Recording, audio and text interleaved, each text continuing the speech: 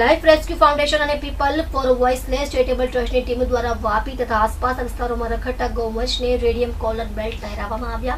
ઘણા સમયથી સંસ્થાના સ્થાપક વર્ધમાન શાહને વાપી તથા આસપાસના વિસ્તારથી સોશિયલ મીડિયા મારફતે સમાચાર કે ડાયરેક્ટ કોલ અથવા મેસેજ મળતા હોય છે, જેમાં જણાવવામાં આવે છે કે ગૌવંશનું અકસ્માત થયું છે અને આવી પરિસ્થિતિમાં કાં તો મનુષ્ય ગંભીર રીતે ઘાયલ થયેલો જણાય છે અને કાં તો ગૌવંશ અને ક્યારેક તો મૃત્યુ થયાના પણ સમાચાર મળી આવતા હોય છે.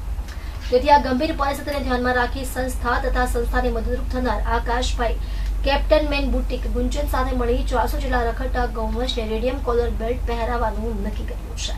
વર્ધમાન શાહના જણાવ્યા પ્રમાણે રખડતા ગૌવંશને ખાસ કરીને વરસાદની ઋતુમાં સડકો ઉપર વધારે બેસેલા જોવામાં આવે છે અને એનું મુખ્ય કારણ વર્ષા ઋતુમાં રસ્તાઓ સાફ હોય છે અને પાણીવાળી જગ્યાએ કે કીચડ કાદવવાળી જગ્યામાં માખી, મચ્છર કે અન્ય જીવજંતુ હોય છે, જેનાથી બચવા તેઓ સડકનો સહારો લે છે અને આવા સમયે જો અંધારામાં ગૌવંશ બેઠું હોય તો વાહન સાથે અકસ્માત થવાના બનાવ વધી જાય છે.